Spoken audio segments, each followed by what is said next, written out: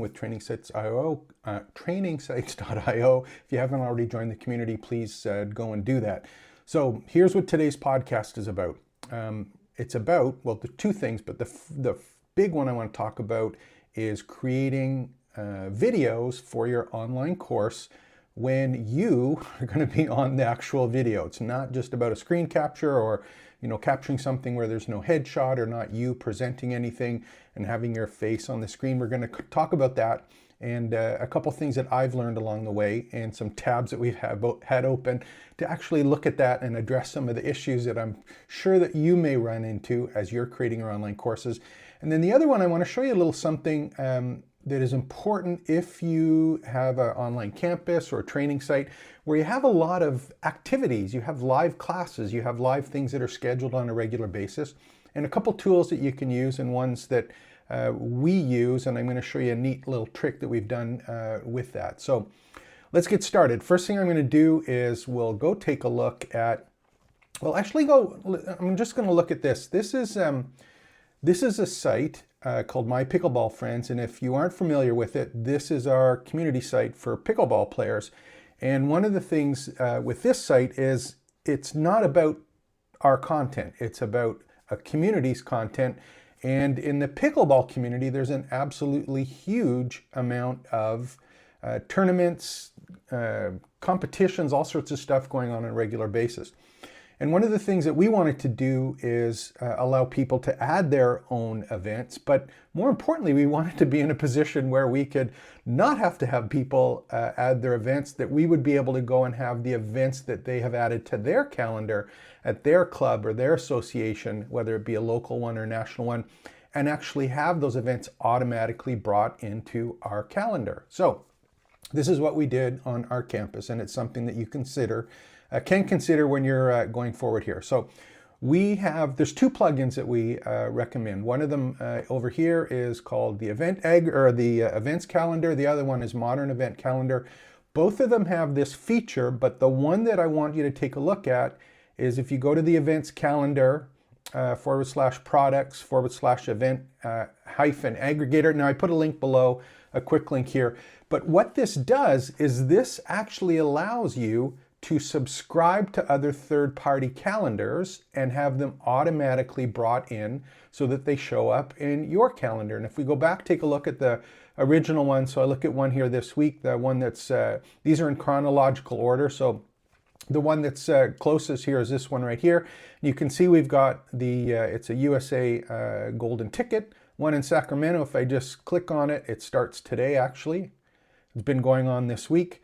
So we've got a featured image, we've got all of the format of play, add it to the calendar, all of these great things. You've even got all of the details, where it is, and in fact, you can visit the site.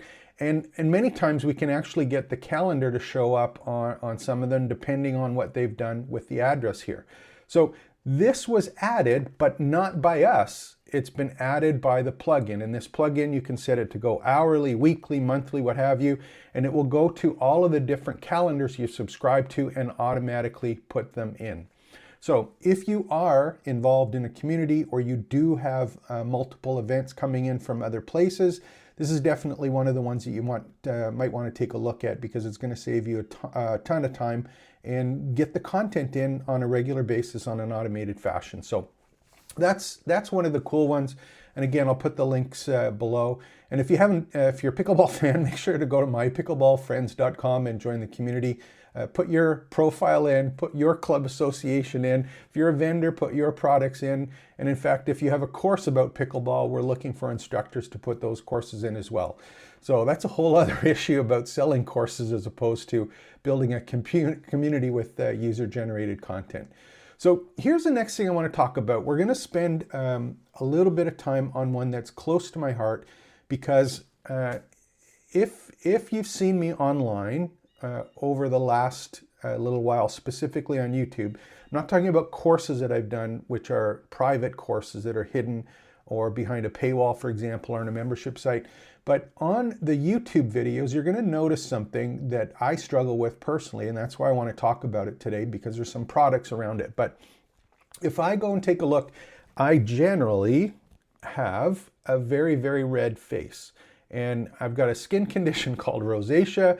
It's a reddening of the face, red cheeks, red blotchy skin.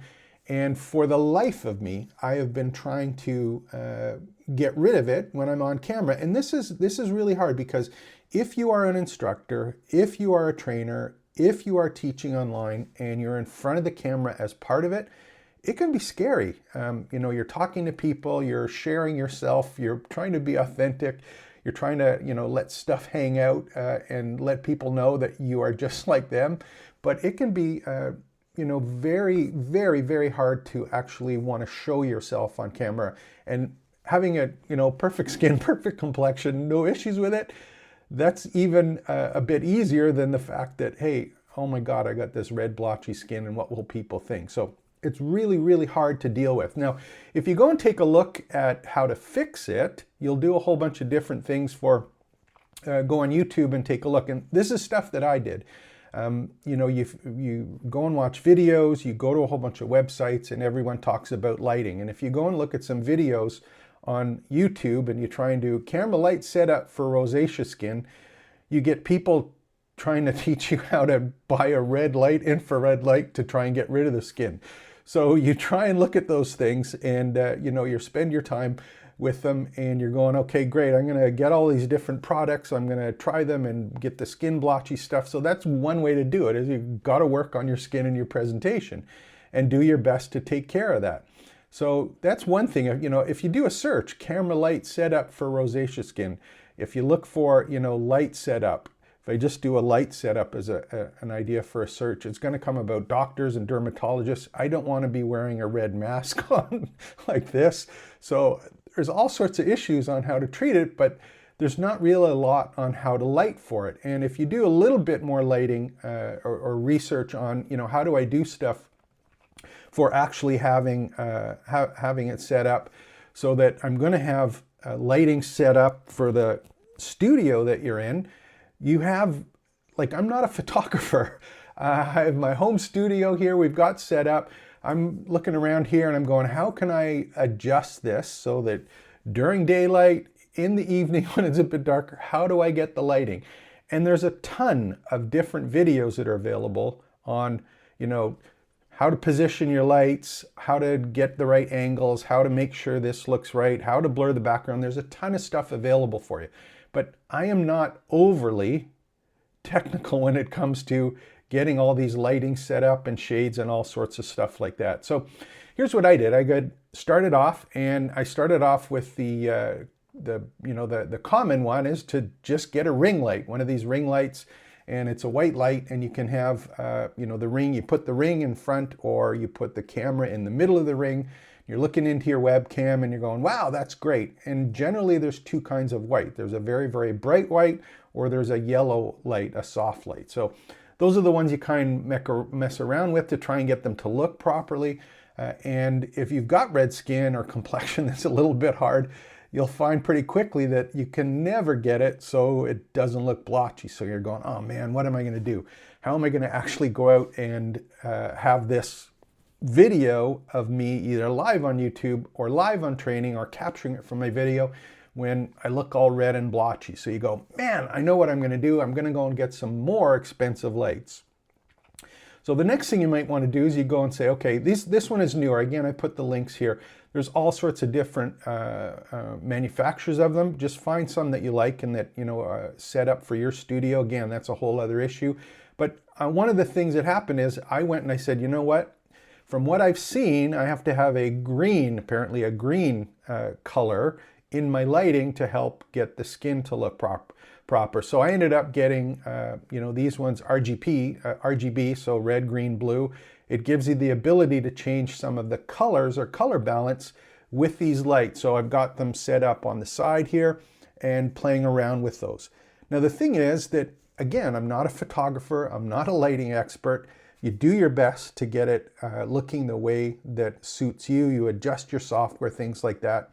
But at the end of the day, you have to realize that it's not going to be perfect and you aren't always going to look perfect, and that's okay. And that's one of the things that I had to personally come to grips with. It's like, you know what? Got red blotchy skin. Don't really care if it's a little bit blotchier one day or the other. I do my best to try and get the lighting set up the way that works best for me, or that appears to work best.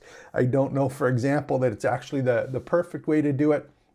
But, you know, push come to shove, it's like you've got to make sure that you try and get yourself as presentable as possible so that you're somewhat comfortable starting. Because if you're teaching, if you're creating online courses, if you're capturing videos, if you're building on your digital exhaust, just realize that not everyone's perfect, and you may not be either. This isn't a movie contest. We're not on the red carpet. It's just here to share our expertise. So look as professional as you have to. Do your best to play around with it. But at the end of the day, it's okay not to be perfect. You visually in your courses, and this goes on, and I've been talking about before, it doesn't mean that every course needs to be perfect. So just do your best, share your stuff, let people know what it is that you know, and be able to hopefully help them have some of the experiences that you've had. So those are the open tabs for today. We'll be back tomorrow. We're going to take a look, see what happens today. Actually, these are the ones from last night. There's a couple other ones I didn't do. And actually, I'll do this one now because I think it's an important one. I'm going to open this one up.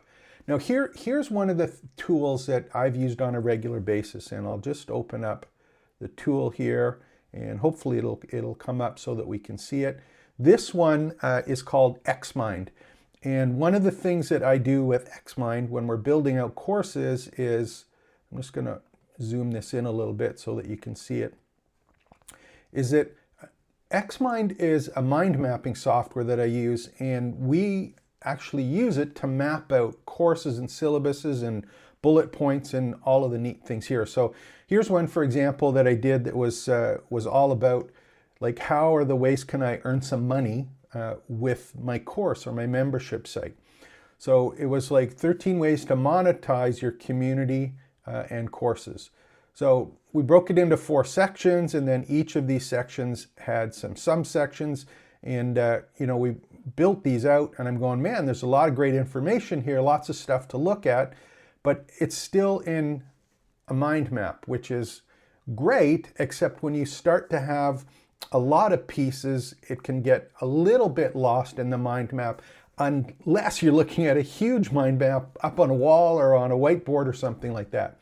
So these are great for visualizing the points and organizing the points as you go, because you have to remember, I can go and, you know, if I put these in different orders, I can move them around, what have you, which gives me a lot of flexibility. But one of the things that is nice, would be nice with these, if I could take this mind map and turn it into a grid, for example, or turn it into something that isn't a mind map, but is a linear function, or something that's a little more compact that allows me to have a featured image, a screenshot, materials with the course. Well, interesting thing is that the crew at xmind.net, and again, I put the links to these ones below. I'll open this one up. I thought I had it open, but we'll open it up here. This one, they just brought out in beta, and this one right here, I'm going to open it up, xmind.net, and it goes to xmind.app.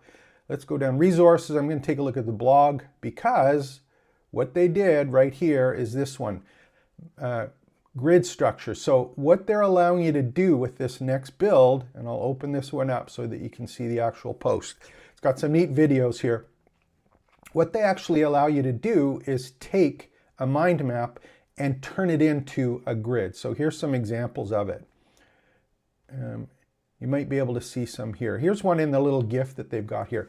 So we have a mind map, and it's actually taking the exact mind map and turning it into a 6-part grid. So if you have 6 kind of focus points on your mind map, it'll actually take that and put it into a particular grid. So these are things now that we can go and just use our existing topics, our existing maps, and turn them in to materials that can be used as a part of our course, not only to show them, but be able to use as handouts as an example.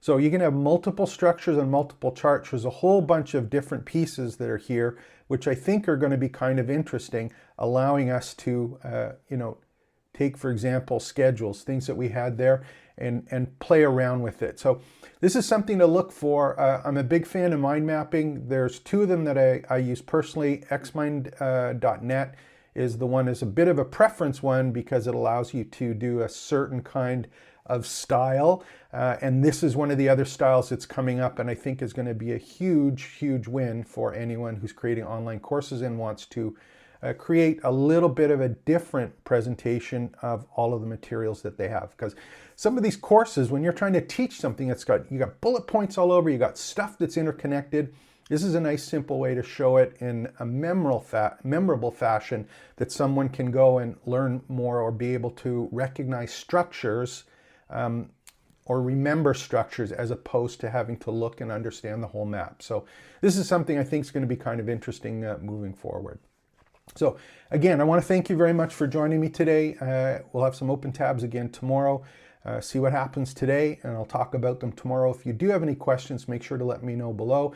Haven't joined the community, trainingsites.io. There's a whole bunch of video courses there. If you need help having your actual site built for you, if you want courses built for you, we also have the Done For You service, which is our agency side. We have the courses in the community, which is the Done With You or Do It Yourself group. So both of them are there, but we're all about training, memberships, online courses, and building community. So take care, expect the best, have a great weekend, and we'll see you again tomorrow, I guess. Bye-bye.